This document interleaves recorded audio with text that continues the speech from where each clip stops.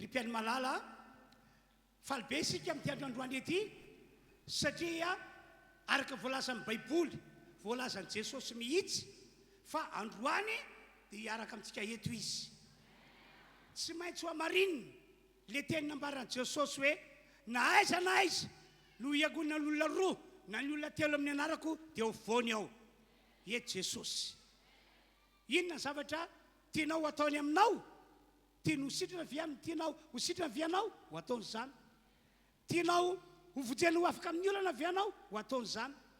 Tianao ho tahirana avy amin'ny fiainanao ho ataony izany. Dia izao no teniko aza raisina toy ny teny efa mazatra ny sofinao izany tena ambarako izany fa tena ho araka izany tokoa no ataon'Andriamanitra. Amen. Ny andrasan'Andriamanitra aminao raha mino anao dia ho hitanao voninahitr'Andriamanitra satria efa niteka ihany anareo dia mety hafa faran'izay mafy. Jesosy tia anay, momba anay, mandrakizay sa tsy izany ve? Alleluia. Amen. Dia arabaina ianareo tokasoa eto, arabaina ianareo any tokantrano manaraka ny fampoam-pivavahana amin'ny alalan'ny fahitalavitra na amin'ny alalan'ny YouTube na amin'ny alalan'ny Facebook. Engane ka izay ataon'Andriamanitra aminay eto dia ho ataony aminareo ihany koa any tokantrano. Ho amarin'Andriamanitra izay teny ataon'ny mpanompony izay. Hivavaka isika amin'izao fotoana izao. Raha io misaotra sy mankasitraka anao zahay fa noho ny fahasoavanao lehibe dia manana ty fotoana androany ity entinay manompo anao. Koa dia vavaka aminao zahay mba ho tahina, mba anehoanao voninahitrao ny fotoam-pivavahana androany. Zay rehetra toka eto dia atsapa tokoa fa velona ianao Andriamanitra ary efa miaraka aminay ao anatin'izao fampoam-pivavahana izao. Misaotra ray malala amin'ny anaran'i Jesosy. Alleluia. Amen. Anao hira anankitelo mifanesy isika irantsika amin'reto mpitarika fidiarana reto ary atao avy amin'ny fonao manontolo zany hira irantsika manao izany. Da ho azy. Alleluia. Alleluia. Faly miarabanao amin'ny anaran'i Jesosy izay manona ny fahasoavan'Andriamanitra sy ny fitahian'Andriamanitra ny fiadanan'i Jesosy hitobaka eo amin'ny fiainanao. Alleluia. Fahasoavana be ny androandroany satria izao andray zavatra avy amin'ny Jesosy ianao eto. Sa tsy izany ve? Ary Jesosy efa pare ny hanome zava-tsoa anao. Ka noho izany tsy andrelantsontsika fa andao hiaraka hitsangana, hiaraka hisaotran'i Jesosy tsika. Misaorany Jehovah ary fanahiko ary izay rehetra atao anatiko. Misaorany anarany masina, misaorany Jehovah ary fanahiko ary aza misy adinonao ny fitahiany rehetra.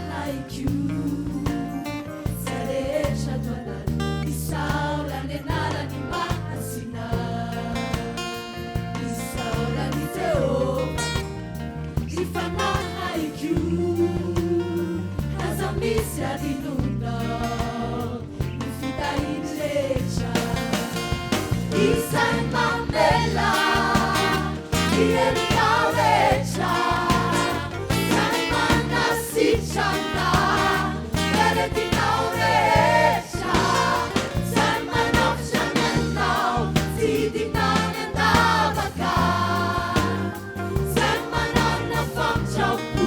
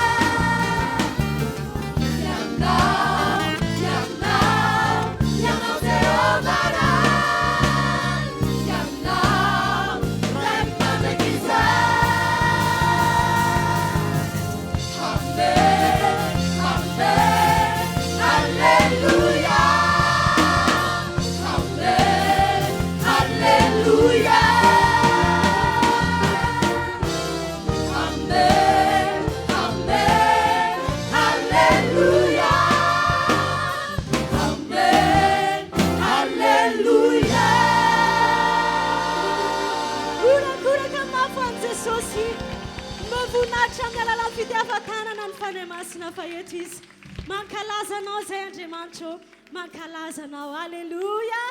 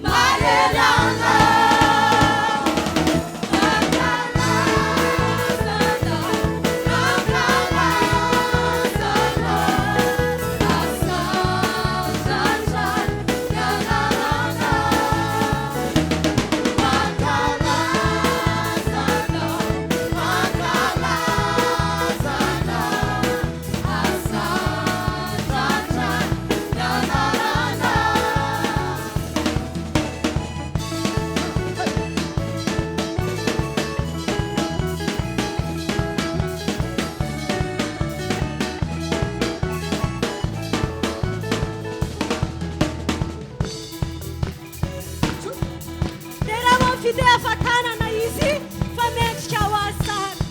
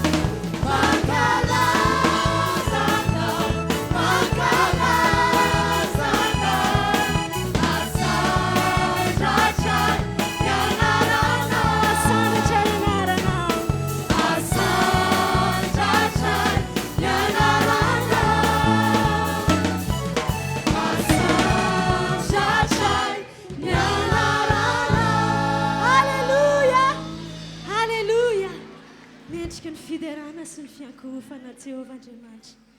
Mendriky ny fiderana sy ny fiankofana Jesosy Kristy fanay masina. Zao sy anao ilay no arina, iankoka aminy amin'ny fanahy sy amin'ny fahamarinana. Ka noho izany, ndreto say Jesosy io, miankoka eo anatrehanao, ny lanitra izay zafiandriananao ny tany fitoeran-tongotrao. Miankoka eo an-tongotrao izay, fa mahagaga sy mahatalanjona ny asanao. Alleluia.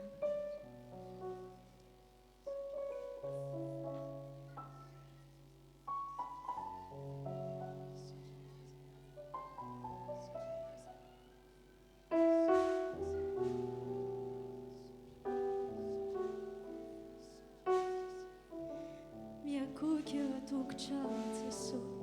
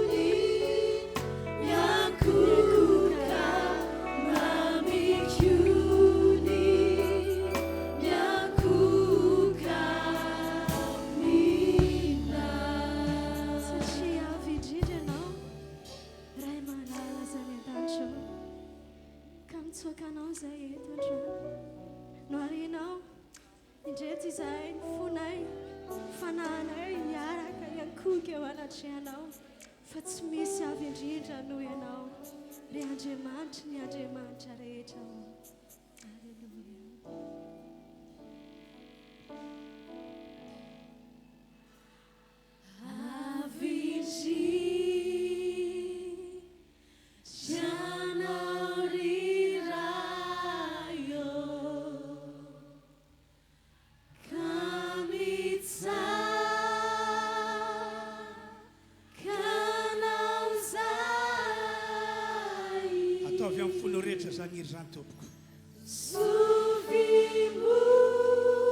Aseo fa tena miakoka amin'Andriamanitra ianao.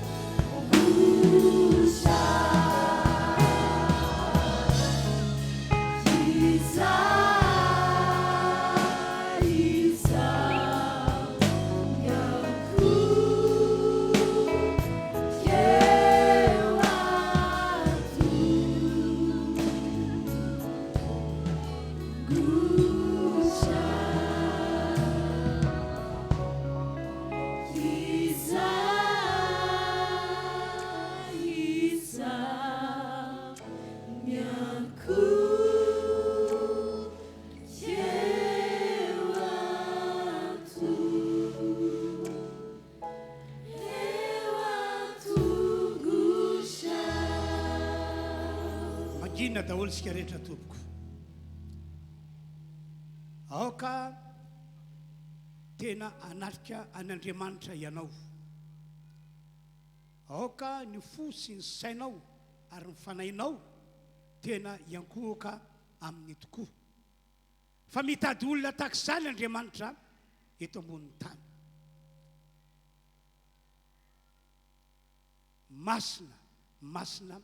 masina tompandriamanitra enky ny voninahiny ny tany rehetra masina tompandriamanitra enky ny voninahiny ny tany rehetra toga eto anao androany asehoy fa tena manompo an'Andriamanitra tokoa ianao ary vonina iakohoka eo anatrehany ao anatin'izany aza misy manamaritena fa raha natsapa-teny ianao fa nisy fiainana tsy araka ny sitrapon'Andriamanitra nataonao mila miaiky ny fahotanao ianao mila mibebaka ianao ary aza miverina ho amin'izany fiainana manota izany intsony mba ho akasitrahana ny fiainantsika mandritra fahavelomana eto ambonin'ny tany masina tompandriamanitra enky ny voninahitr'Andriamanitra ny tany rehetra ndo hivavaka isika eo-pitsanganana dia namafy ny falorantsika ny tenatsika fa ho an'Andriamanitra tokoa isika tsy androany ihany fa ho mandrakizay ary etsika ho amin'ny famasinana sy ny fadiovana ny fiainantsika rehetra masina tompandriamanitra enky ny voninahiny ny tany rehetra tapaony hevitra aho hiala amin'ny ratsy mila olona tahaka izany Andriamanitra mba ho akasitrahany zany olona zany masina tompandriamanitra enky ny voninahiny ny tany rehetra Halleluja afaka mivavaka toy zany ihany koa ianareo rehetra any atokantrano zay manaraka ny fotoam-pivavahana amin'ny alalan'ny fahitalavitra na amin'ny alalan'ny YouTube na amin'ny alalan'ny Facebook masina tompandriamanitra enky ny voninahiny ny tany rehetra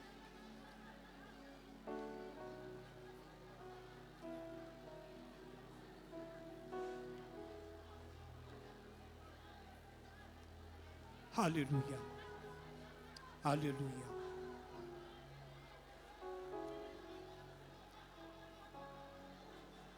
mbola hotozatsika mifalorantena amin'ny alalan'ny hira hoe anao atompo anao aho tompo an'Andriamanitra tokoa isika rehetra tonga eto andiny ny voalohany ihany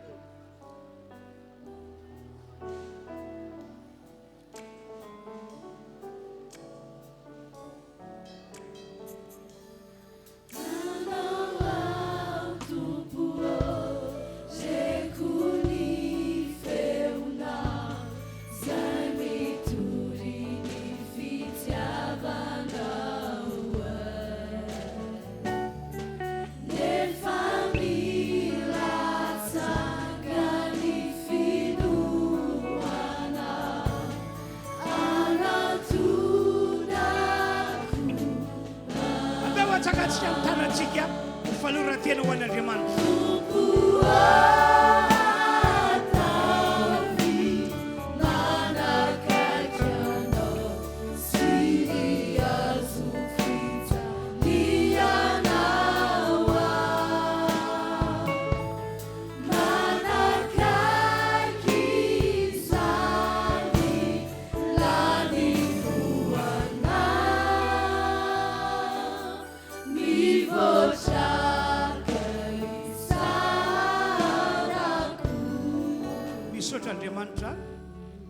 misaotrany amin'ny fitiavana lehibe efa nitiavanao anay eo an-tananao zahay ankehitriny eo an-tananao zahay misaotra tompo amin'ny anaran'i Jesosy.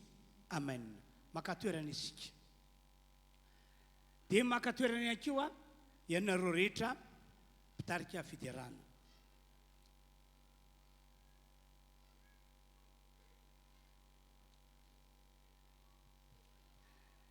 Ny lohateny ny tenin'Andriamanitra izay ambara amintsika eto androany dia izao: tsy maintsy manaiky sy mankatoa ny tenin'Andriamanitra voalaza ato anaty baiboly ity ianao. Averiko indray hoe tsy maintsy manaiky sy mankatoa ny tenin'Andriamanitra voalaza ato anaty baiboly ity ianao. Zao no nambaran'ny apôstôly Jakoba. Jakoba 2:1-20. Fa aoka ho mpankatoa ny teny ianareo, fa aza mpiainy fotsiny ihany ka mamitaka ny tenanareo. Averiko vankina ilay teny. Fa aoka ho mpankatoa ny teny ianareo. Ekeo ilay teny ho ny baiboly, araka ato avy ilay teny ho ny baiboly. Fa raha ohatra ka tsy araka izany ny fiainanao dia mamitaka ny tenanao ianao. Ary ho diso fanantenana ihany ianao aorianao. Ny tanjon'Andriamanitra ho antsika fiangonana kristianina mantsy dia izao: ny ho tonga any an-danitra any amin'izay misy an'i Jesosy rehefa tapitra ny fivanianantsika eto ambony tany ity. Efa miandry antsika any an-danitra ny tompo amin'izao ora izao. Amen. Araka ny voalaza baiboly mantsy, efa nanomana toerana tsara indrindra ho antsika fiangonana kristianina ny tompo Jesosy any an-danitra any. Amen. Ataoko efa kitsika ny teny nataon'i Jesosy tamin'izany sokafre teknisianina John 2:20 sy ny 2 ary ny 7. Hoy izy eo amin'ny 1, aza malahelo ny fonareo. Tsy zany mantsy fa nalahelo be reo mpianatra rehefa nandrefa Jesosy tsy maintsy andao an'ity tany ity, andao azy ireo fa hiverina any amin'ny rainy. Aza malahelo anareo. Dia izao ny fampahirezana nomeny Jesosy: minoa an'Andriamanitra rainareo ianareo, ary minoa ihany koa zay efa nakianareo ho mpampianatra anareo. Dia izao ny 2, ao an-trano raiko misy fitoerana maro be, raha tsy zany efa laza taminareo aho fa andeha-mboatra fitoerana ho anareo aho. 7, ary raha andeha-mboatra fitoerana ho anareo aho dia ho avy ndraika andray anareo any amiko, ka izay hitoerako no hitoeranareo ihany koa. Amen. Dia hoy aho hoe mazava aminao ve zany teny nataon'i Jesosy zany? Amin'izao tsika miteny izao, amin'izao tsika manao fampompivavahana eto izao, dia mbola eo an-dalana mpanamboarana an'izany toerana spesial natao ho an'ny fiangonana kristianina Jesosy Kristy. Amen. Manamafy an'izany ny teny nataon'i Paoly apôstôly ao amin'ny Tesaloniana 1 ao, vakina 4 2:17 ka hatramin'ny 2:20. Arao tsara ny voasoratra: fa tsy tianay tsy ho fantatrareo fiangonana RHEFI eto Androndrakely ny amin'izay mody mandry, mba tsy halelovanareo tahaka ny sasany zay tsy manana fanantenana. 2:20, fa raha inoantsika fa efa maty Jesosy sady efa nitsangana indray, dia toy izany koa no hitondran'Andriamanitra zay efa nodimandry tao amin'i Jesosy hiaraka aminy. Fa izao no lasana aminareo amin'ny teny tompo: isika zay velona ka mbola mitoetra mandra-piavin'ny tompo dia tsy mba hialoha zay efa nodimandry tsy akory. Fa ny tenan'ny tompo no hidina avy any an-danitra amin'ny fiantsoana sy ny fihaino miarakanjely ary ny toropetra'Andriamanitra, ka zay maty ao amin'i Kristy no hitsangana aloha. Fa ary rehefa afaka izany dia sika zay velona ka mbola mitoetra no ankary niaraka aminy ho any amin'ny rahona hitsaina tompo any amin'ny abakabaka dia ho any amin'ny tompo mandrakariva isika koa dia mifampinoana ianareo amin'izany teny izany marina fa io teny natao Paoly apôstôly io dia teny netiny nampahirezana sy nampinonana andreo mpino kristianina zay manana havana maty ary ilay havana maty dia mpino zay zany dikan'io teny io fa misy lesona ray lehibe azoko tsoana amin'ilay teny inona n'ilay lesona lehibe ho avy Jesosy ho avy Jesosy ka aka ireo zay azy dia ireo zay mbola mitoetra ao aminy tokoa andonk efa kitsikina dimy ambin'ny folo ka hatramin'ny fito ambin'ny folo fa izao ny lazainay aminareo amin'ny teny tompo sika zay velona ka mbola mitoetra mandram-piavin'ny tompo dia tsy mba elo zay fanodimandry tsy akory fa ny tenina tompo no hidina avy any an-danitra amin'ny fiantsoana sy fianarakankely ary ny toropetra'Andriamanitra ka zay maty amin'ny Kristy no hitsangana aloha ary rehefa afaka izany dia sika zay velona ka mbola mitoetra no kary niaraka aminy ho eny amin'ny rahona hitsena ny tompo any amin'ny abakabaka dia ho any amin'ny tompo mandrakariva isika efa miandra n'io fotoana io ny tompo Andriamanitra ratsy to amin'izao fotoana izao efa miandra antsika izy amin'izao fotoana izao fa izao ia raha tsy tafiditra any an-danitra azy ianao tsy ho tonga any amin'ilay toerana namboarin'i Jesosy no ny anty manokana dia ina zany miandry anao hoy ny baiboly miandry anao ny elo na ny fahaverezana mandrakizay eto dia manambara amintsika rehetra fa tsy honoono nanganongano tompoko ny filazana fa misy ny elo sy ny fahaverezana mandrakizay fa tena misy satria ny baiboly no manambara izany any amin'ny elo na any amin'ilay fahaverezana mandrakizay dia ho Jesosy any no misy ny afo tsy vonoana sy ny kankany tsy mety maty andonk efa kitsika ny marika toko fasivy andininy fa telo amby fapolo ka hatramin'ny dininy fa valo amby fapolo ary ao tsara ny teny nataon'i Jesosy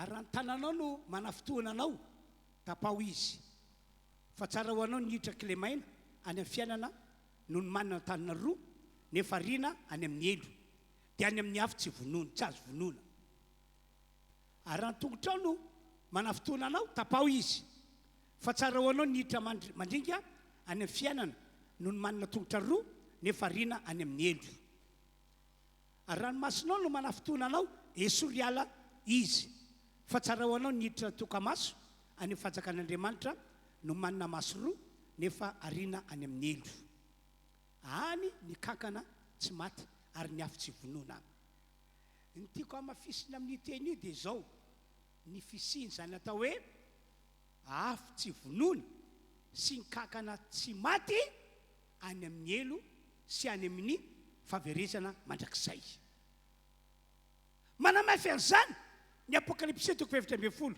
andiny faraka ambin'ny folo ary ny setroka fijaliana dia miakatra mandrakizay ary tsy manam-pitsara n'andro n'alina zay miakohoka eo alohan'ny biby ty sy ny sariny na zay mandray ny mariky ny anarany ny tiako tsindrina amin'ny teny ihany koa dia hoe any amin'ny elo any amin'ny fahaverezana mandrakizay dia misy setroka fijaliana miakatra andro manalina tsy manam-pataperana voasoratra io hoe miakatra mandrakizay ry havana malala tonga eto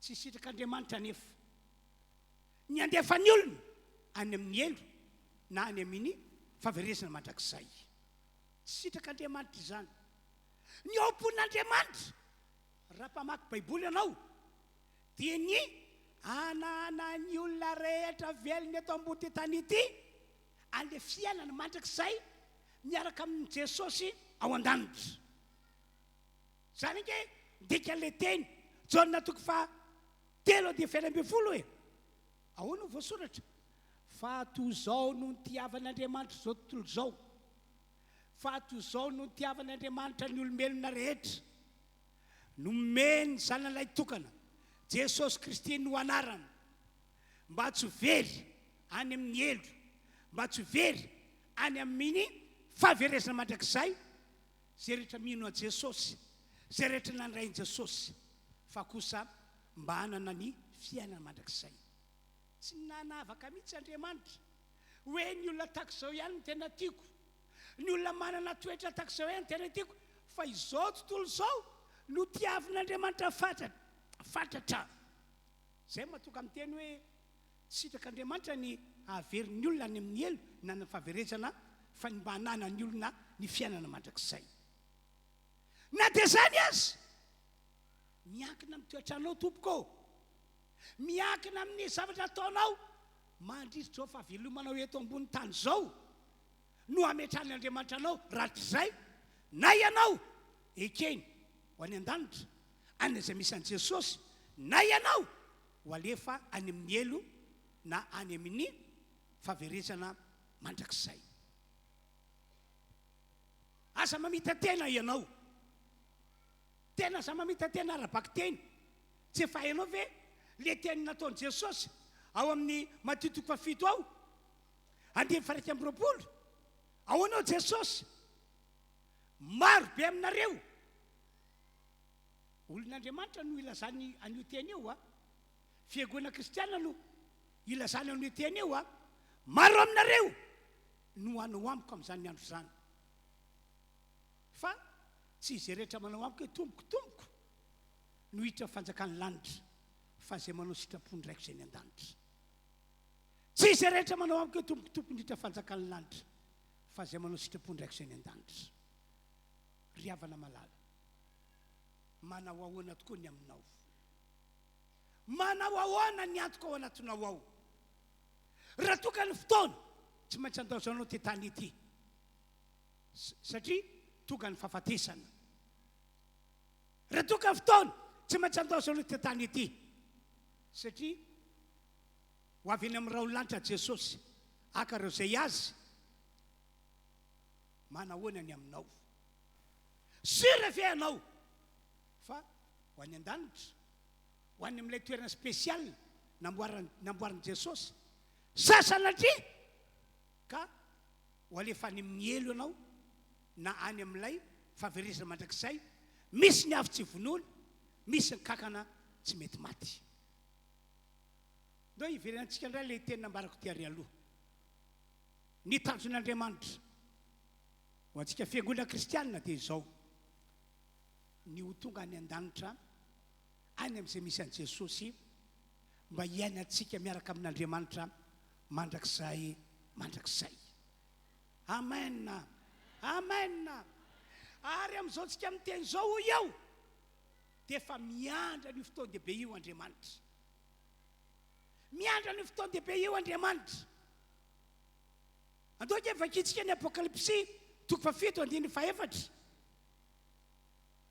Apokalipsy 7:14 ary nare nisa voaisy tomboka sy ao 4,400 amiray hetsy no voaisy tomboka se avy tamin'ny fireneny zanak'Israely rehetra zany hoe 144,000 no isan'ireo olona avy amin'ny fokony zanak'Israely eken'Andriamanitra ho any an-danitra ary efa miandry an'ireo olona ireo ny tompo'Andriamanitra tsy to fa akoatran'izay 144,000 avy amin'ny fokony Israely zay dia 9 rehefa afaka izany dia hitako fa indro nisy olona betsaka tsy tambo isaina avy amin'ny firenena rehetra sy ny fokom-pirenena sy ny olona ary samy hafa fiteny nitsangana teo aloha satra fiandranana sy teo anatreny zanak'ondry ny akanjo fotsy lava sady ny tanana sapany RHEFI teny an-tanana akoatra le 144,000 zany a dia misy olona maro be tsy tambo isaina avy any amin'ny vazatany efatra avy any amin'ny fokom-pirenena maro samihafa avy amin'ny olona samy hafa fiteny amin'izao tsika miteny zao andrasan'Andriamanitra ho ho tonga ao an-danitra ao amin'izay misy an' Jesosy mba hiaraka amin'Andriamanitra mandrakizay. Noho izany mba toka antsika rehetra toka eto amin'ity androandroany ity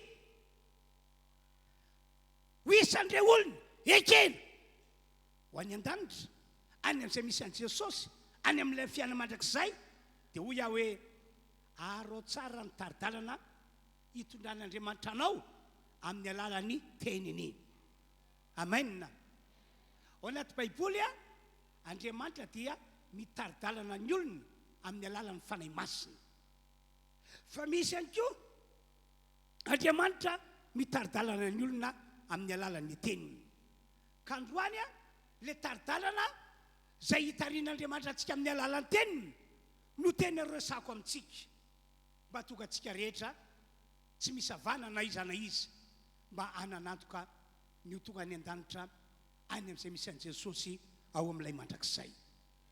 Voalohany nambarako teo aloha zava-dehibe ny titra entinao fa ianao dia fiangonana kristianina. Zava-dehibe zany. Fa izao kosa efa tena ao aminao ve Jesosy, le zanakala tokan'Andriamanitra, le nomen'Andriamanitra antsika zanak'olombelona, efa ao aminao marina tokoa ve Jesosy?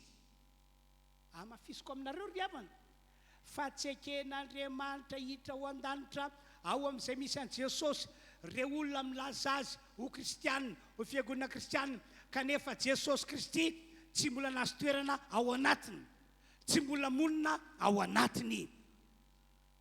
Ahoana ho Jesosy? Mazava kely teny nataon'i Jesosy Jaona 5:19 zao Jesosy ny lalana. Niza niza teo any amin'ny ray, teo any an-danitra, tsy ho tafitanao zany. Zao Jesosy ny lalana, tsy misy makany amin'ny ray raha tsy amin'ny alalako.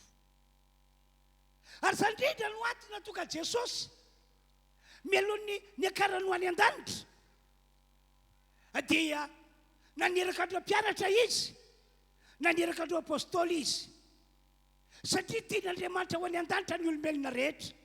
Dia hoy izy, mandeha ihany any amin'izao tontolo izao ianareo ka mitoriny ny filazantsara amin'ny olombelona rehetra. Mandeha ihany any amin'izao tontolo izao ianareo dia ambarao amin'ny olona ny amiko hoe iza moa ao. Lazao amin'ny olona fa zao no Jesosy. Lazao amin'ny olona fa zao nefa matotondra fahotany olona teo ambony hazofijaliana. Lazao amin'ny olona fa efa nandatsaka ny rako ho famelan-keloka ho an'izay mino ahy ao. Lazao amin'ny olona izany, ambarao amin'ny olona izany.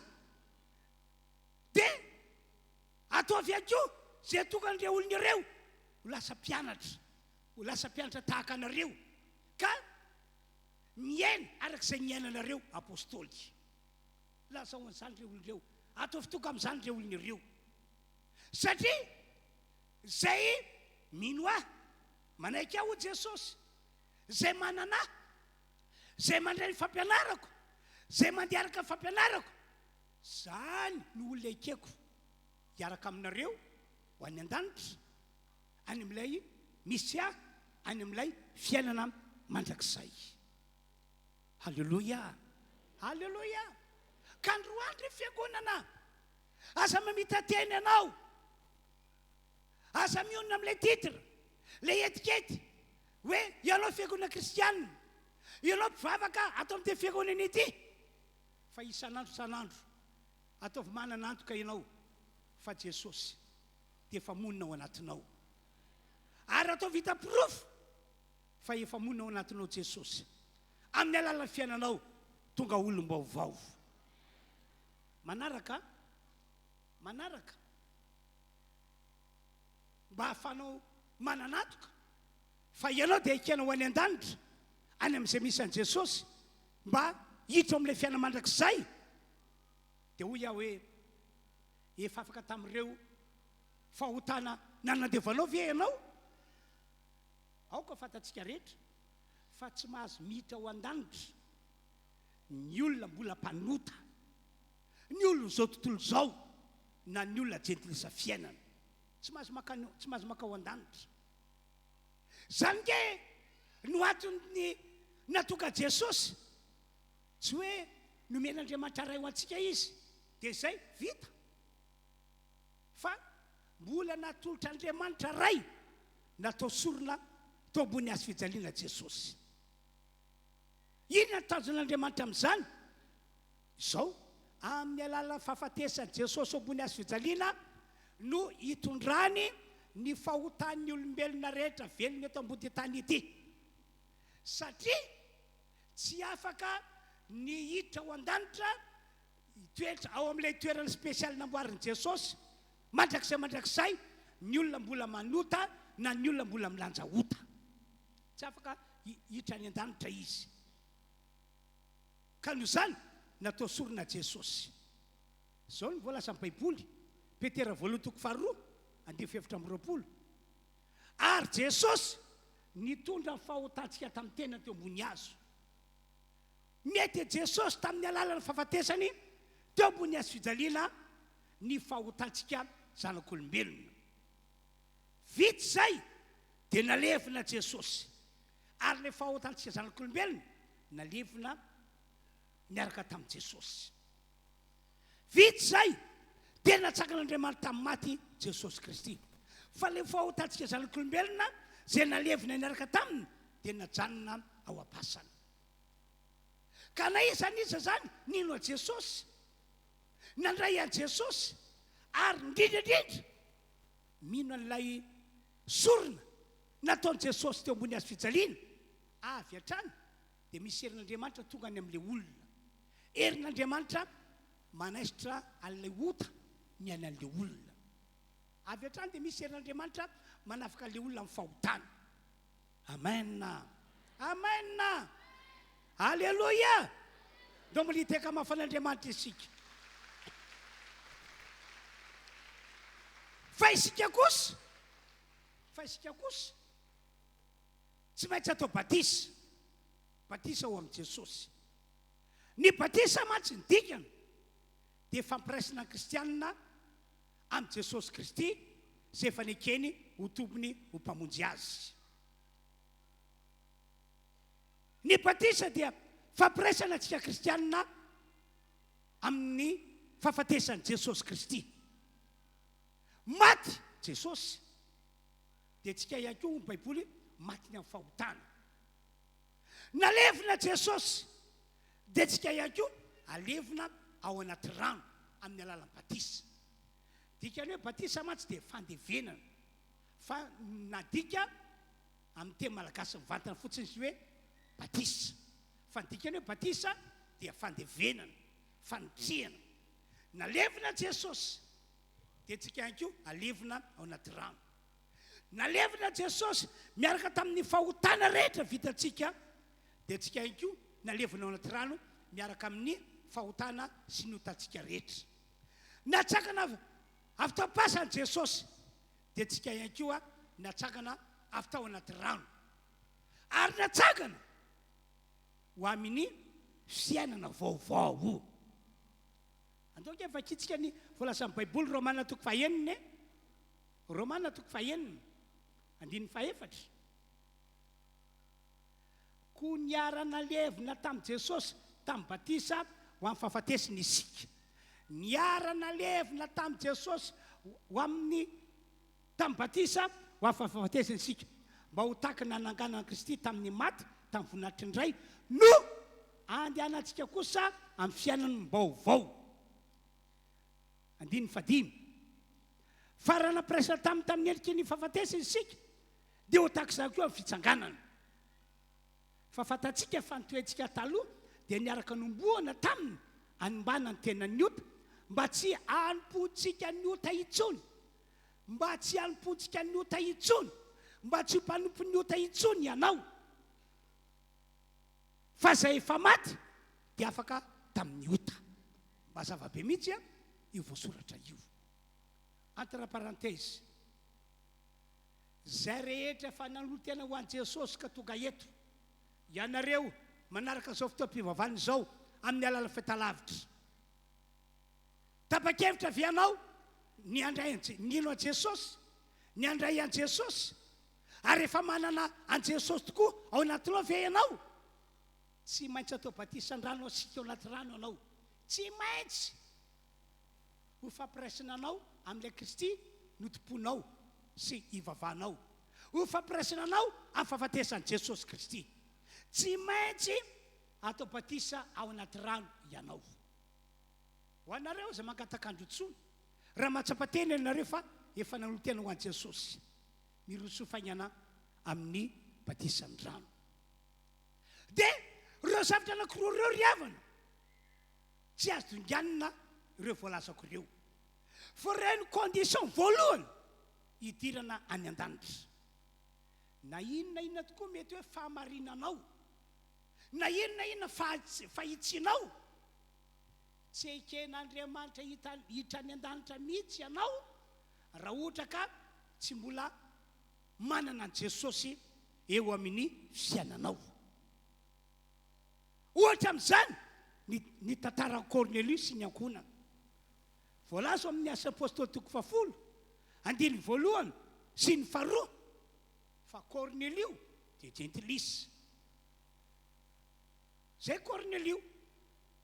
Fa saiki ny nampiavaka azy dia hoy ny Baiboly hoe olona marina, olona mahitsy Corneliu, olona tia fiantrana Corneliu, tsy be lagery, tia fihavanana, zany Corneliu. Ary voalaza Baiboly fa olona natahotra an'Andriamanitra. Zany hoe eto ambony tany ity zany dia misy olona tahak'izany any ambadibadika any. Fa saingy na dia zay ary ny toerana isan'i Corneliu, tsy ekena hiditra any an-danitra izy, satria tsy mbola nino a Jesosy ary tsy mbola nandray an Jesosy. Noho izany ny ran'Andriamanitra Petera mba ho any an Corneliu, mba ilaza ny Corneliu mikasy any amin'ny Jesosy, mba inono Corneliu any Jesosy, ary indrindrindrindra mba nirasan'ny Corneliu any Jesosy. Dova kitsika aloha ny andiny voalohany asan'ny apôstôly 10. Ary nisy lehilahy anankiray tany Kaisaria atao hoe Corneliu, kapiteny tamin'ny atoko miaramila atao hoe italiana, ary vavaka tsara sady natahotra an'Andriamanitra izy mba ny ankonany rehetra ka nanao fiantrana be tamin'ny olona sady nivavaka tamin'Andriamanitra mandrakariva. Zay zany ny tantara Corneliu. Dia rehefa tonga tany Petera nijoro vavolombelona nanambarany amin'ny Jesosy, nitaona azy ireo mba hino an Jesosy, mba handray an Jesosy, dia nanapa-kevitra Corneliu fa ho amin'izany. Dia vita zay dia natao batisa ry zareo, natao batisa Corneliu. Halleluia, halleluia. Noho izany mila manana Jesosy anao tonga eto, ary tsy hoe androany ihany tokony anananao an Jesosy ao anaty, fa mandra-pahatonga le fotoana akan'Andriamanitra antsika ho any aminy, ho any amin'ilay fiainana mandrakizay miaraka amin'ny Jesosy, dia aoka hitoetra ho manana an Jesosy eo amin'ny fiainanao foana ianao. Faharoa, everiko fa tena lehibe amin'Andriamanitra ity, tsy maintsy manaiky sy mankatoa an'Andriamanitra sy ny teniny ianao. Tsy maintsy, tsy safidy le izy. Ary zany no antony natokany Jakoba ny teny le mivakila tery am-boalohany hoe aoka ho mpankatoa ny teny ianareo fa aza-piainy fotsiny ihany. Aoka mpankatoa ny teny ianareo fa aza-piainy fotsiny ihany. Raha ohatra ka tsy mpankatoa ny teny ianareo, fa misy karazan'olona miainy fotsiny ihany fa tsy mankatoa ny teny, voafitaka izy, mamita tena izy, ary tsy ekena ho any an-danitra mihitsy ny olona tahak'izany. Zava-dehibe ny ninonao sy nanekenao an Jesosy hitoetra ao anatinao. Zava-dehibe ny hoe efa afaka tamin'ny fahotana ianao, fa zava-dehibe ankoatran'izany ihany koa ianao manaiky an'Andriamanitra, ianao manaiky ny tenin'Andriamanitra. Amen. Mba dinio angery havany, ataon'Andriamanitra ahoana ny ampiditra olona anankiray izay hitan'Andriamanitra fa tsy manaiky tenin'Andriamanitra, tsy mankatoa ny tenin'Andriamanitra.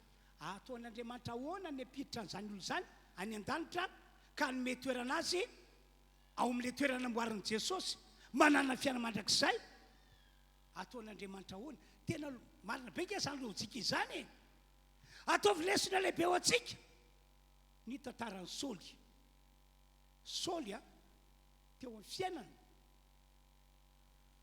dia tena surprise taminy nataon'Andriamanitra taminy satria nofidian'Andriamanitra sy notendren'Andriamanitra ho mpanjaka Saoly dia gako Saoly mirakila amiko zao a satria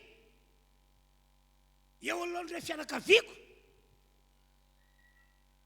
zaho ozy izy ny kely indrindra amin'ny mpianakavindraiko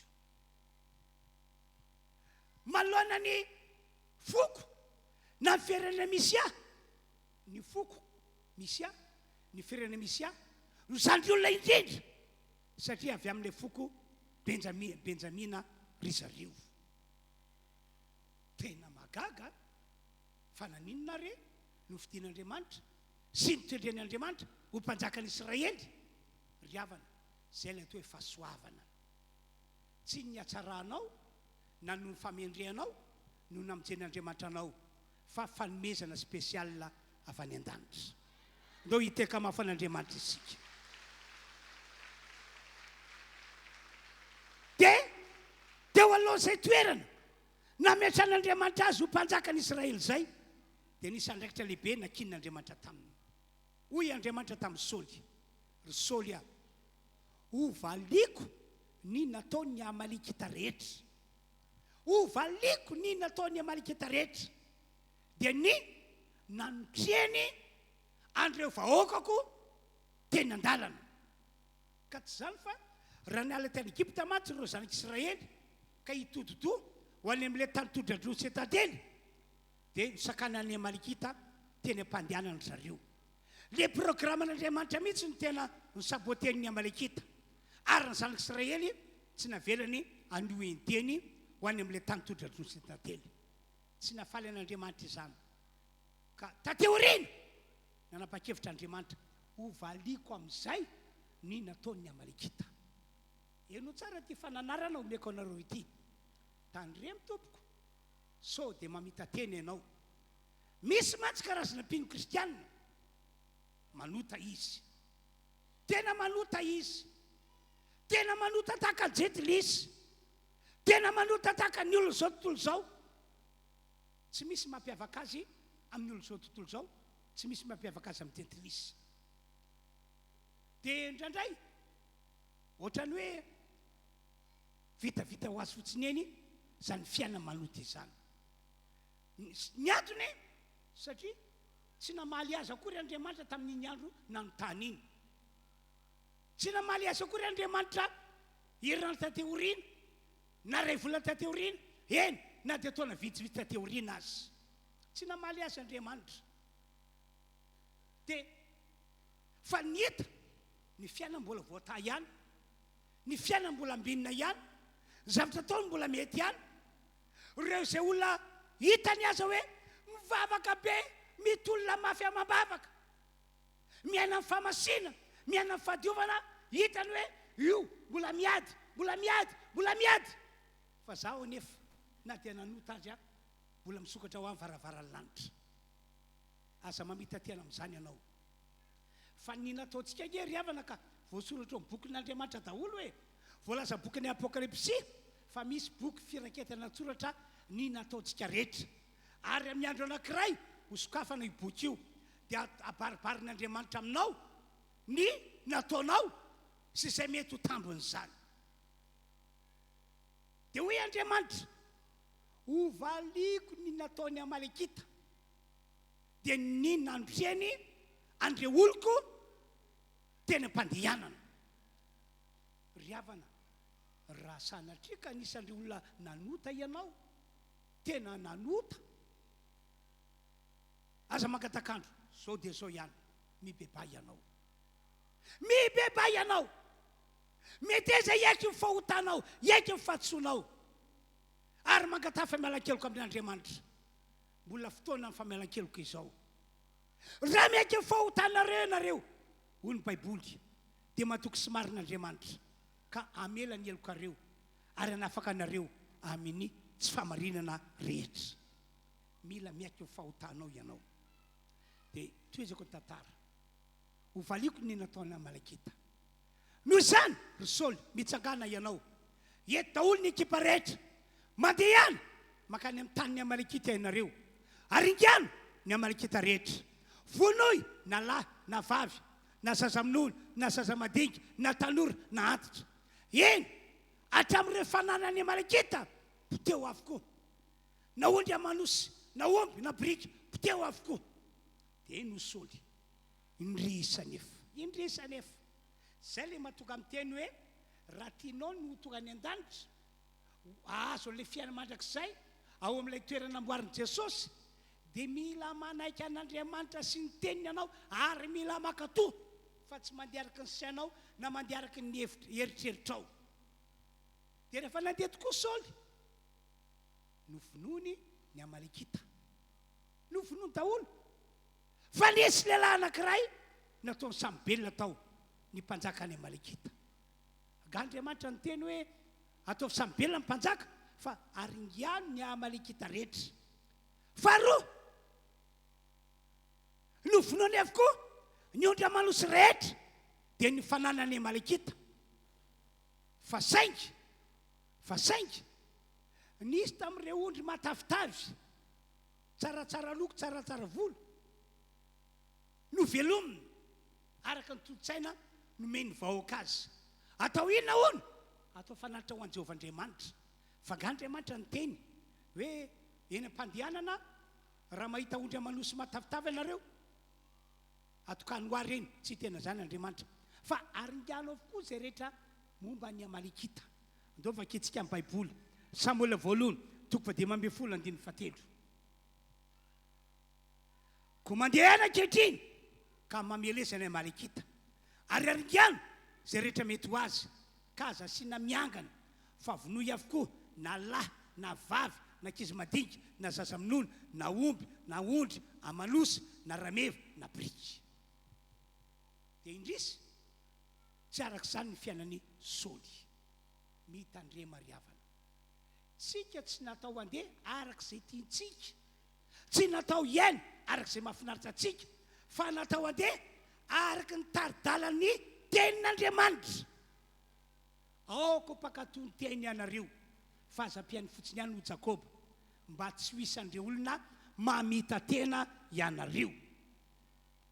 Dia zao ny teny voalaza ao amin'ny 2:20 sy 7:20 Samuel io ihany 2:12.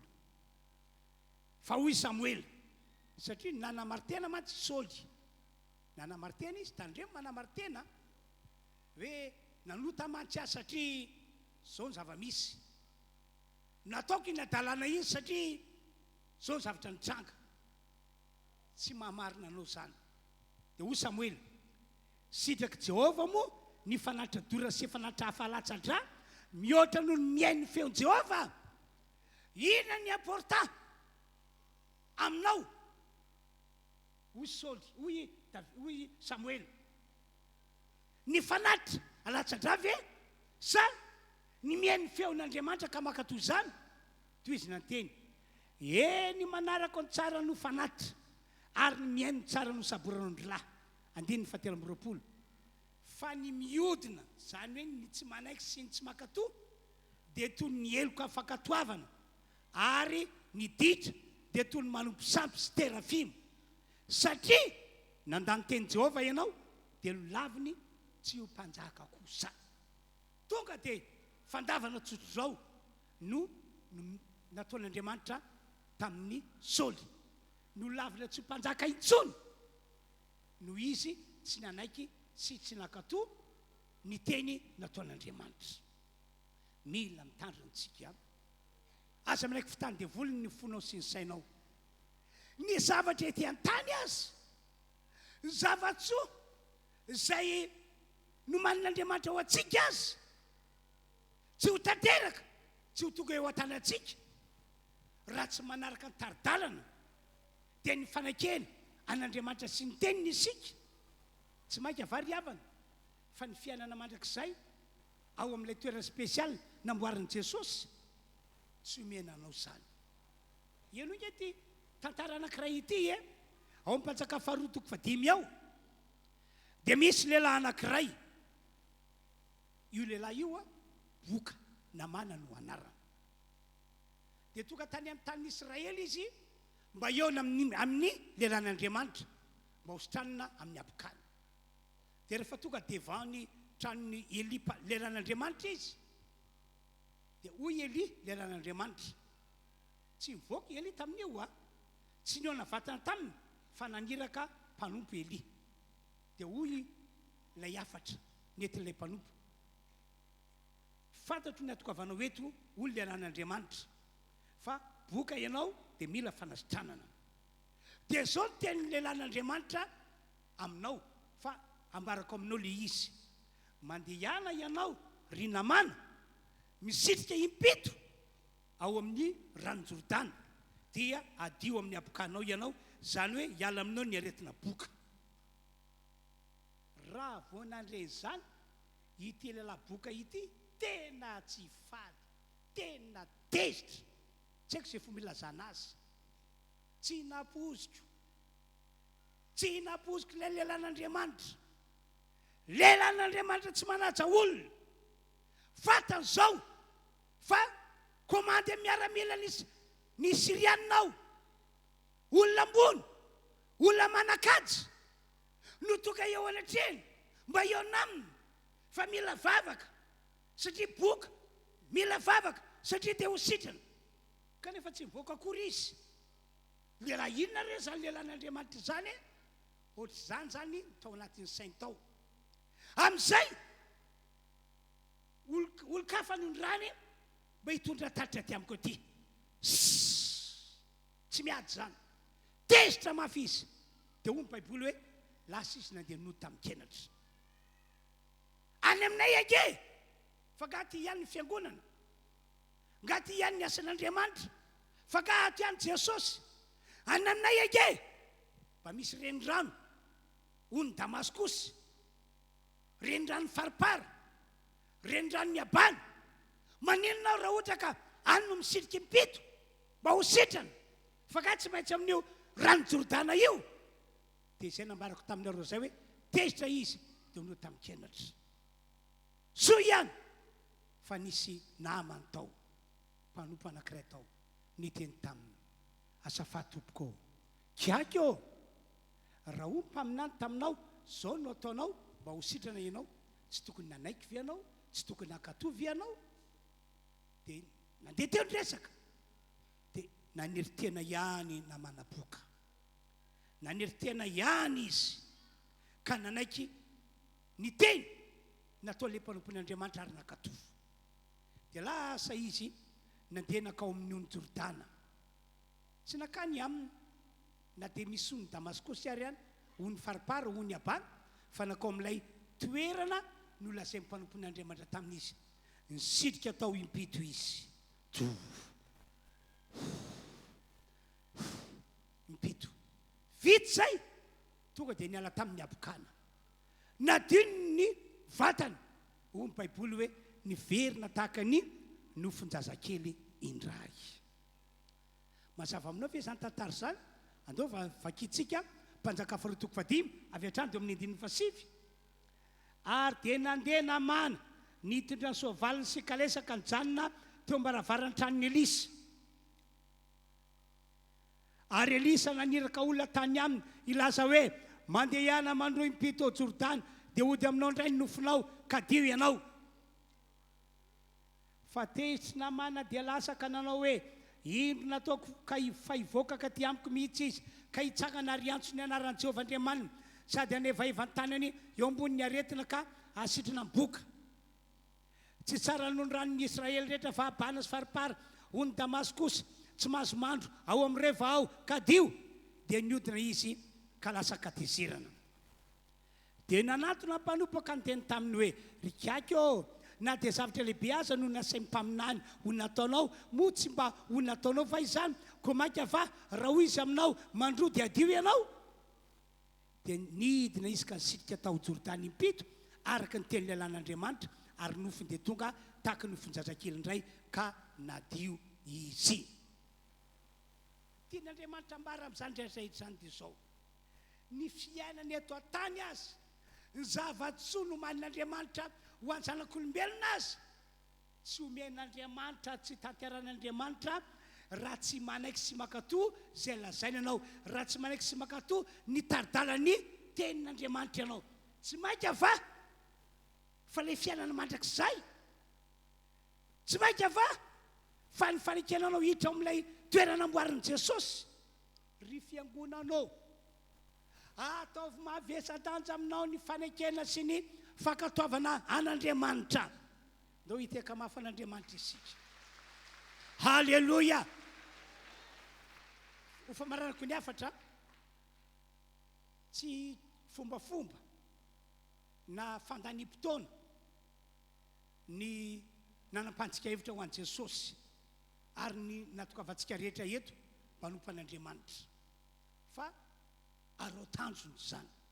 Inona ny tanjona anao tonga eto anao aloha mpanompo an'Andriamanitra amin'ny fonao rehetra. Misy an'ireo mpitarika fiderana manentana, dia oka anao anaketanina tena hanompo an'Andriamanitra amin'ny fonao rehetra. Misy an'ilay mpanompo an'Andriamanitra mitondra ny afatra, dia elo tsara ny afatra ary raiso sekeo ary ankatoavy, satria tsy avy amin'ny olona izany afatra izany fa avy amin'Andriamanitra. Ny tanjon'Andriamanitra mantsy dia izao, ianao rehefa andao aty tany ity dia hoekena hitra ny an-danitra ho any amin'ilay toerana amboarin'i Jesosy, ho any amin'ilay fiainana mandrakizay. Amen. Amen. Ary miorena tsara hatramin'ny farany ianao. Halleloia. Paoly anisan'ireo lehilahy nasy fanambarana izy, fa tena misy ilay fiainana mandrakizay, misy ilay toerana amboarin'i Jesosy, ary tsy teo azy tsampona izy mba tsy sy ny fanenenana. Dia izay natoka Paoly nanao izay azo atao mihitsy izy mba hiorenany ao amin'i Jesosy.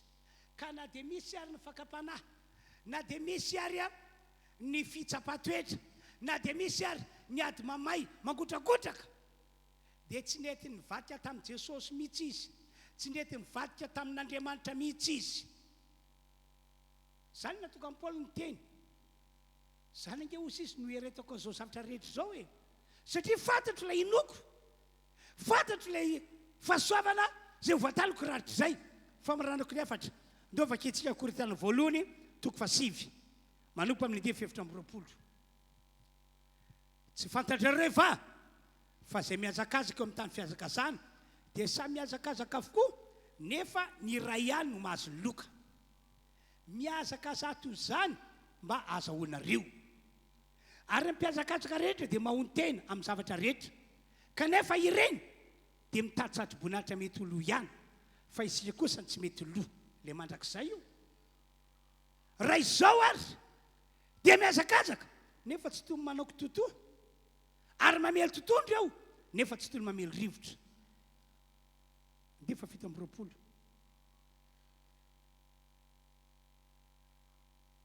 Fa siko mafy ny tenako mangana ka ndevoziko, fandrao na dia fantory tamin'ny sasany areo, fandrao na dia fampitory teny aza ao, dia ho lavina kosa ny tenako.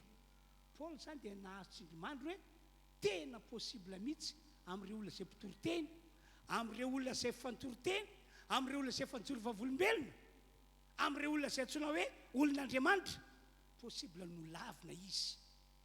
Marina nge ilay teny Jesosy hoe tsy izay rehetra manao amiko tokony hitra fanjakany lanitra, fa izay manao sitrapondraiky izay ny an-danitra e. Ka ekane, ka isika rehetra toka eto dia samy hanamboatra fiainantsika rehetra. Amen. Hito amin'ny fandraisa fanasan'ny tompontsika rehefa avy eo. Tiako ianao tena hivavaka tsara, anamafy fa ianao dia an Jesosy, ary anamafy fa hiala aminota izay nalavo anao ianao, ka tsy ho amarinao ny tenanao hoe zao ny antony nalavo ahy, zao ny antony, fa hibebanao ny nalavo anao. Hifonanao amin'Andriamanitra izany, satria mbola andro famelan-keloka izao ary nijoroa manomboka androany olona manana jesosy olona tsy manota ary indrindrindrindra olona manaiky an'Andriamanitra olona mpakatoan'Andriamanitra andeha hivavaka daholotsika rehetra samy mivavaka izy samy mivavaka izy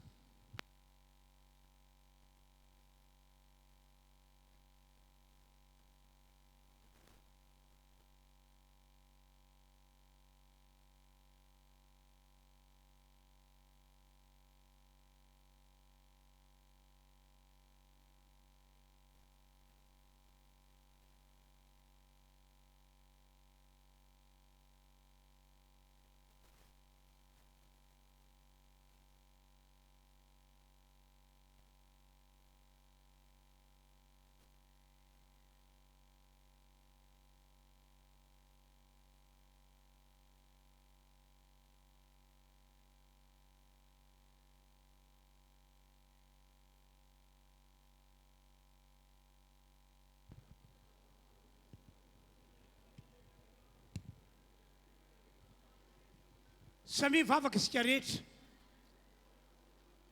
mety eza hibebaka mety eza hiaiky ny fahotanao mety eza hiala amin'ny ratsy nataonao amafiso fa efa ny Jesosy ianao porifoy fa efa tsy manota intsony ianao ary manapa-hevitra roso amin'ny dikany manaraka dia ny fanekena sy ny fankatoavana ny tenin'Andriamanitra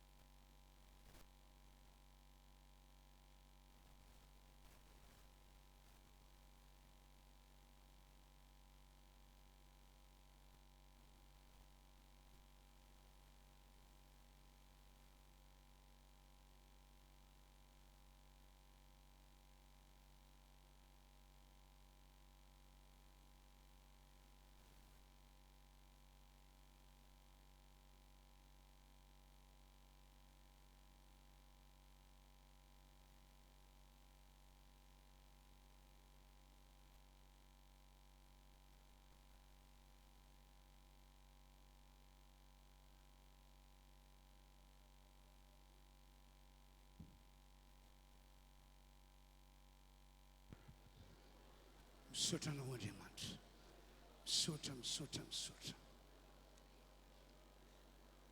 Roso amin'ny fandraisana ny fanasan'ny tompo isika amin'izao fotoana izao. Ka dia mangataka andreo namana voatendry sy voafidy izara zany fandraisana fanasan'ny tompo zany androso ety anoloana iaraka amiko. Halleluja, halleluja, misaotra tompo. Irahantsika manao le raha hoe anao atompo ao.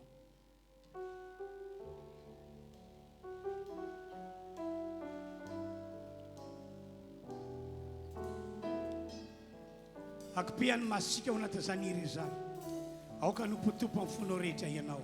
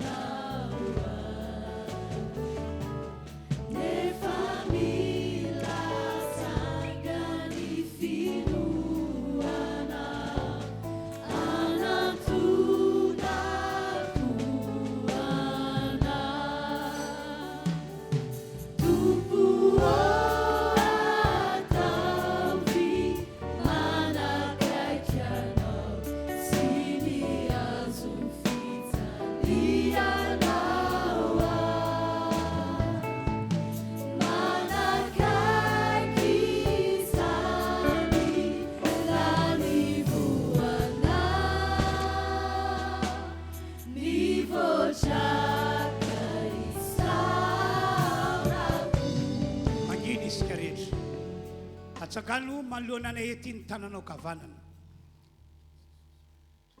Hivavaka ho anay ianareo, hivavaka ho andreo olona zay efa voatendry ny tompo sy voafidy ny tompo, hitondra ilay mofo na ilay teninan'i Jesosy, ary hitondra ilay kapoaka misy ny divay na ilay ranon'i Jesosy ho eny amintsika. Rehefa namory andreo mpianatra Jesosy dia nandray mofo izy, dia niandrandra ny lanitra ary nisaotra an'Andriamanitra rainy. Vita zay dia nomeny Jesosy andreo mpianatra ilay mofo tena tanana. Any ity ny tenako Jesosy, zao no ataovy ho fahatsiarovanahy. Aramena ny ty mofo ity, ty ny tenako ity ianareo, dia anambarany amin'ny fahafatesako. Dia ilay fahafatesana eo ambony hazo fijaliana. Dia niraisa Jesosy tahaka izany ihany koa ilay kapoaka misy ny divay, dia niandrandra ny lanitra izy, dia nisaotra. Avy eo avy eny amin'ny tanana, dia natolony andreo mpianatra ilay kapoaka misy ny divay, ity no rako. Sotroinareo ity, fa ity ilay raha ho famelan-keloka, ho fanavotana ny maro. Reto olona mijoro reto alohanareo reto zany, ilay voafidin'Andriamanitra, ilay notendren'Andriamanitra. Fahafasoavana no nanendren'Andriamanitra n'ireo olon'ireo. Tsy hoe no ny fahitana fa mendrika indrindra, mihoatra noho ny fiangonana izy ireo, fa zay ilay fahasoavana notendreny sy ny fidiana manokana. Hitondra ny tenan'i Jesosy eny aminao amin'ny alala fandraisana, hitondra ny ranon'i Jesosy eny aminao amin'ny alala fandraisana. Hivavaka isika mba ho fahasoavana ho antsika tokoa zany tenan'i Jesosy sy ny ranon'i Jesosy atolony antsika zany. Atsaka ny tananao mitodika manoloana ety, dia andao hivavaka tsika rehetra. Samy mivavaka izy, samy mivavaka izy, sady mivavaka ho anao ihany koa ianao, fa ianao dia anamasina ny fiainanao, anadio ny fiainanao. Halleluja, misaotra Andriamanitra, misaotra Andriamanitra, misaotra tompo. Hoe ho aminay eny ny fahasoavanao, ka omba ny tananay ianao, hitondra ny tenanao sy ny ranao amin'ny olona rehetra manalika an'ity fotoana ity. Halleluja. Masina, masina, masina tompo Andriamanitra, eika voninahiny ny tany rehetra. Masina, masina, masina tompo Andriamanitra, eika ny voninahiny ny tany rehetra.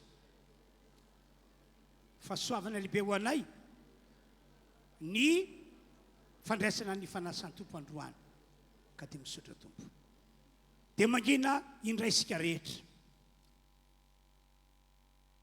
ho anareo izay hotolorana ny tenan' Jesosy hotolorana n'ilay ran' Jesosy ho iaho hoe aoka anamasina tokoa ny fiainanao ianao aroka adio ny fitondrantenanao tandremo ho ia so misy sasa foana amintsika ka amin'ny fanahy tsy mendrika no hinananao ny tenan' Jesosy na hisotronao ny rano tandremo fa raha misy sasa foana mihinana ny tenan' Jesosy na misotro ny ran' Jesosy amin'ny fanahy tsy mendrika ho Paoly dia homeloka izy homeloka ny amin'ny tenan'ny tompo sy ny rano tompo izy ary dia ho tsarain'Andriamanitra tokoa tandremo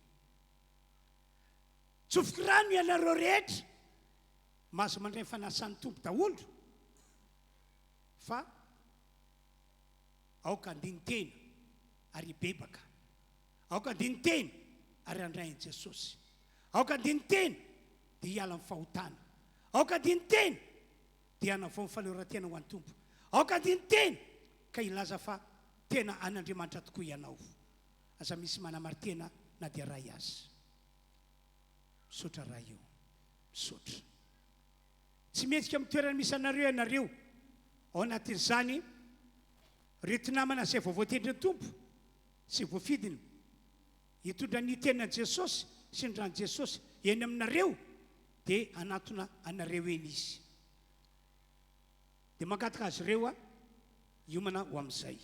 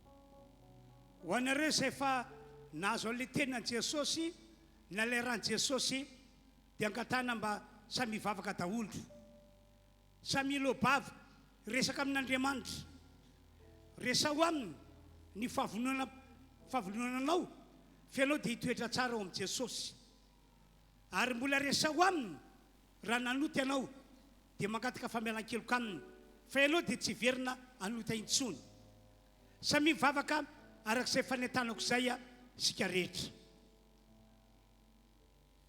sokafa ny vavanao sokafa ny vavanao sokafo zany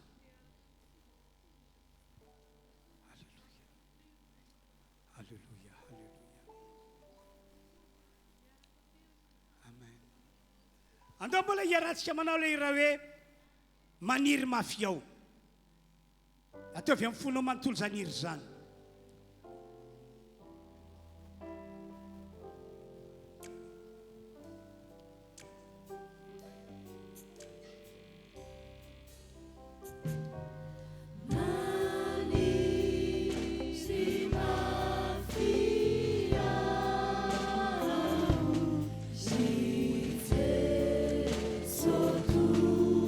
Hallelujah.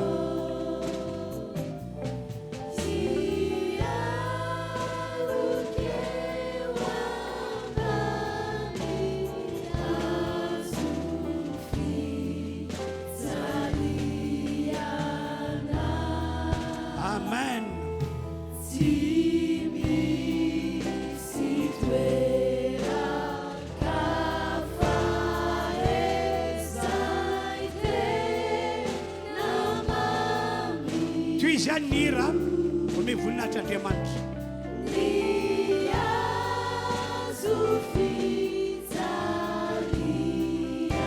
Hoanareo izay tsy mbola nazy mofo atsakany tanana, tsy mbola nazy le divay atsakany tanana.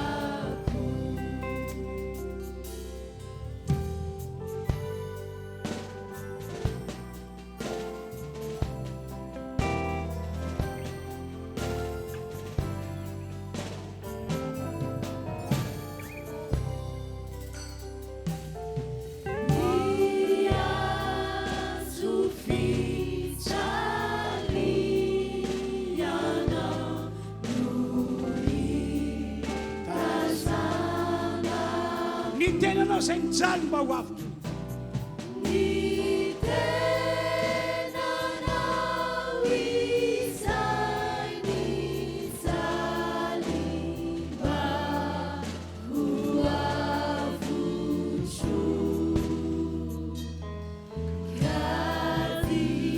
Kadiako zanjano maso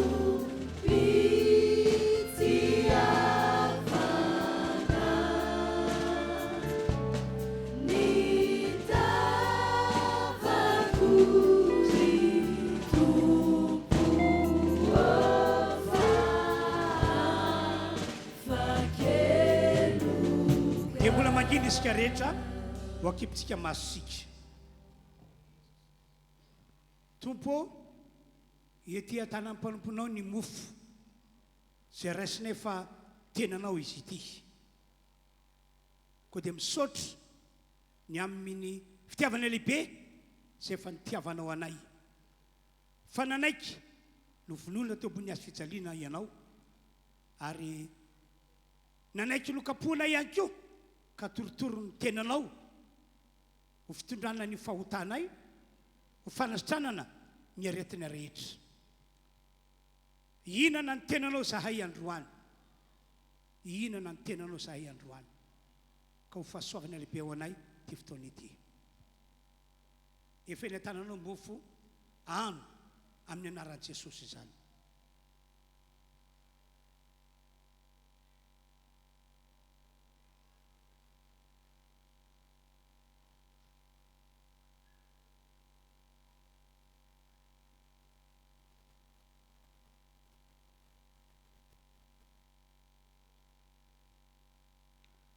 Dia nyandraiky kapoaka Jesosy dia saotra n'Andriamanitra rainy izy, saotra Tompo. Ity atanako ny kapoaka misy ny divay, ilay ranao nalatsaka ho anay teo ambony hazo fijaliana. Natolotra ho anay izany mba hosotronay, satria ny ranao no nalatsaka ho famelan-keloka, ho fampihavanana anay amin'Andriamanitra ray tsy tony. Koa efa eny an-tananao le izy, le rano Jesosy, dia hoy aho hoe sotroy amin'ny mpasahiana sy amin'ny finoana zany rano Jesosy zany.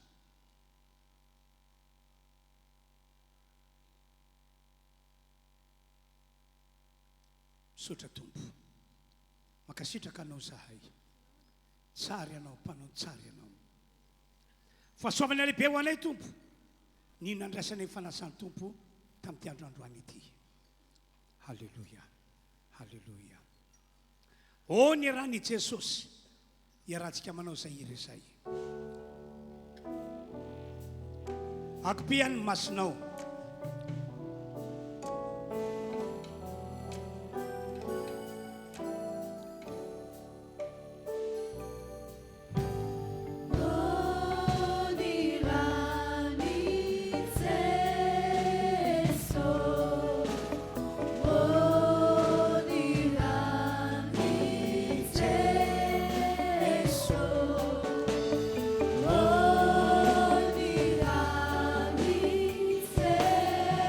Tiwai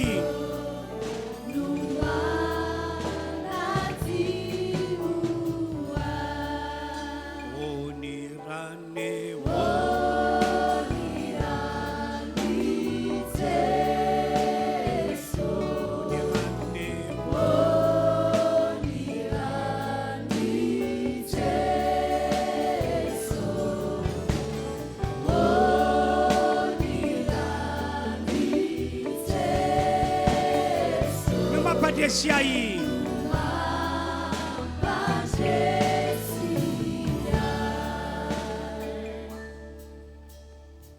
misaotra Andriamanitra ny amin'ny fahasoavana lehibe napombanao anay teto androany amin'ny anaran'i Jesosy mirasoa an'i Jesosy fiangonana izao aho rehefa farana fotoana eto andeha hody momba ampahasoavana izy. Amen. Amin'izao fotoana izao tsika dia iroso amin'ny fitondrana ny fanatitra. Tanterao amin'ny fonao rehetra ny fanatitra. Manometsy ny ampahafolokarena amin'ny mpasahina. Ka dia anao irana anankiray ihany isika ao anatin'izany dia mandroso ianareo tondry ny ampahafolokarena mankaty anoloana. Dia tatazana manokana ny fanatitra dia azadino fandroany no amerenantsika an'ilay valopy spesial, valopy raky dehibe tompoko.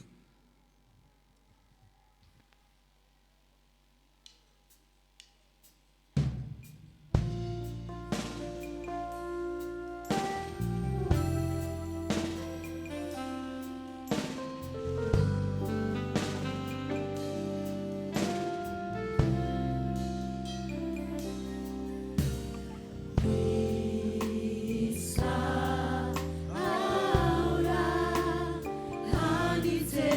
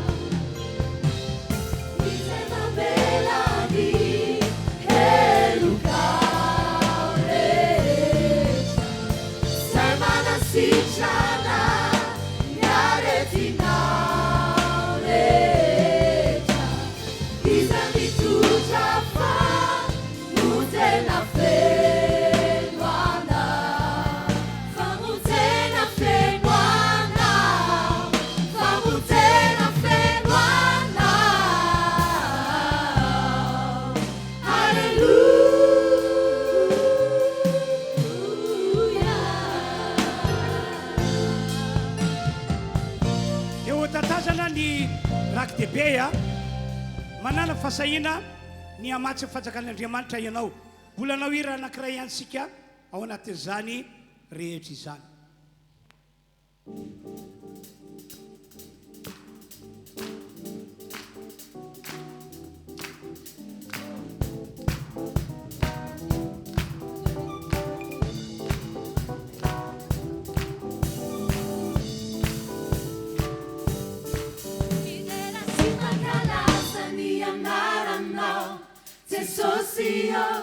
Tesosio, si mancalaza ni andaranao. Tesosio, Alleluia, Alleluia, Alleluia, Alleluia, Alleluia, Alleluia, Alleluia, Alleluia, Alleluia, Alleluia. Si mancalaza ni Tesosio, si mancalaza ni andaranno. Tesosio, Alleluia, Alleluia, Alleluia, Alleluia, Alleluia, Alleluia, Alleluia, Alleluia, Alleluia, Alleluia. Hosanna, Hosanna, Hosanna, Hosanna, Hosanna. Videra. Hosanna, Hosanna, Hosanna, Hosanna, Hosanna, Hosanna, Videra.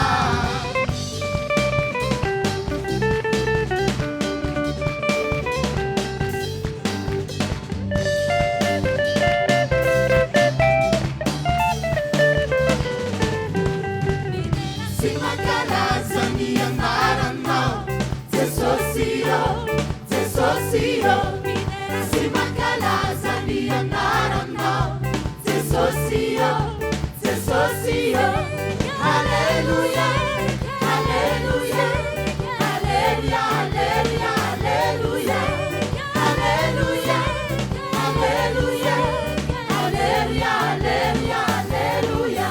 Hosanna, Hosanna, Hosanna, Hosanna, Hosanna, Hosanna, Videra. Hosanna, Hosanna, Hosanna, Hosanna, Hosanna, Hosanna, Videra.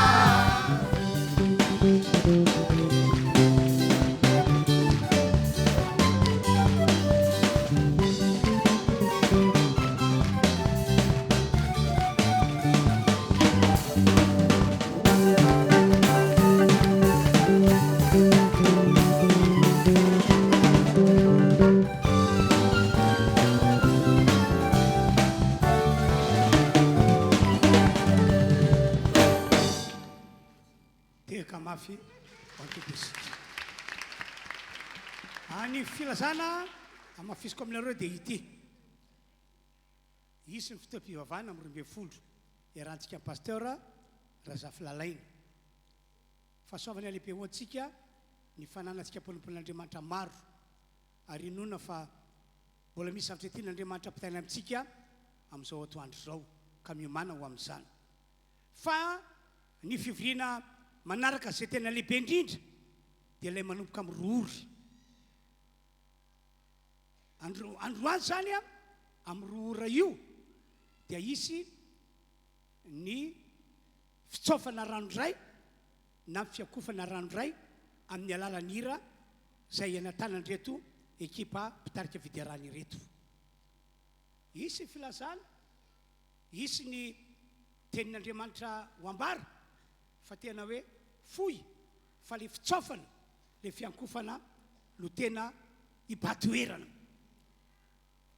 Efa nandray fahasoavana isika ary masoko no nahita fa maro tamintsika nandray tamin'ny fiankofana roa voalohany zay efa nataontsika tany aloha.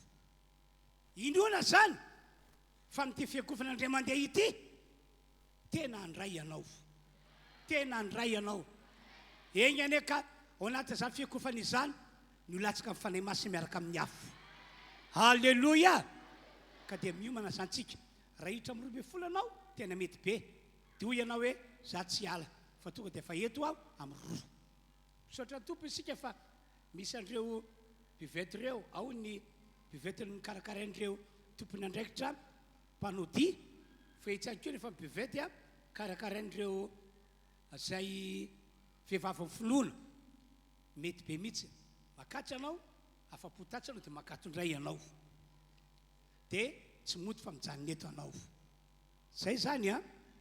Dia ny filazana farany mafisina amintsika fa amin'ny Alakamisy fa 12 volana ho zao afaka tapabolana raha ela indrindra no amonjy le fotoan-dehibe isika dia le fitsangatsanganana zay tanterana eny ambony ny faniriko tompoko mba tsisy na dia olona iray azy amintsika tsy andeha hoany fotoana ray spesialy ho antsika io ka dia miomany ianao tokony efa niomany ianareo ray volana lasa zay niomana amin'ny fre niomana any amin'ny sakafo so sanatrika resaka fre na sakafo no lasa sakana eny mbola misy tapabolana ka dia miomana tsaritsika rehetra. Zay zany tompoko ny filazana ka dia nivoninahitra aneo an'Andriamanitra irery any. Dia marihana fa any amin'ilay fitsangatsanganana dia misy sakafo any, misy sakafo hoentina any, misy sakafo any zareo fiangonana ambolokandrina no mikarakara sakafo ka ny vola azo amin'izany a dia hividianana tokotany mpiangonana. Misy karaza sakafo any, misy vary sy laoka, misy hena ritra, misy gisa, misy ganagana, misy sakafo ohatr'izany le izy tsaramaso henan-kisoa. Zay ny tadidiko rehefa vakiko le lisitra. Misy lasopy any, lasopy atody, lasopy sinoa, misy composé gasy, misy zavatra be dia be mihitsy any ka miomany ianao mba hividy fa mahasoa anao zany. Na ohatra hoe tongany ianao dia mihinana fotsiny nataonao mividy zavatra mandrapirava faly ara fa tonga ianao hoe halleloia. Misy kilalao amin'ny karazany ihany, kilalao amin'ny karazany. Ny tompony andraikitra zao tokony efa nanomana hoe izy amintsika no mahay manao boule pétanque zany fa mila solotena antsika avy eto Androndra mba hifanitsana amin'ireo fiangonana namantsika. Dia tahaka izany ihany koa ny question pour un champion mila solotena vaty amintsika hifaninana amin'ireo namantsika. Ny ankizy kely moa dia afaka roso amin'ny torakakapoaka be dia be zavatra lalao azontsika tanterahana any. Ny zomba moa zany dia tsy horesany antsony a fa dia andray-anjara daholo any no hitanao andreo namantsika zay manana vatana vavetivety fa tena anao mihitsy izy amin'io. Amen. Zay zany filazana tompoko dia mirary fahasoavana ho antsika rehetra deo tsika hitsangana amarina fotoana. Misaotra anao zahay ry tompandriamanitra tsy to ry lay Andriamanitra magaga sady mahery vita fotoam-pivavahana androany no tahianao tokoa zahay, nombanao tokoa zahay ka dia misaotra tompo mankalaza sy manome voninahitra anao amin'ny anaran'i Jesosy. Tondra fahasoavana mody ane ny fiangonana rehetra. Halleloia. Amen. Azafady ry ray mpianakaviana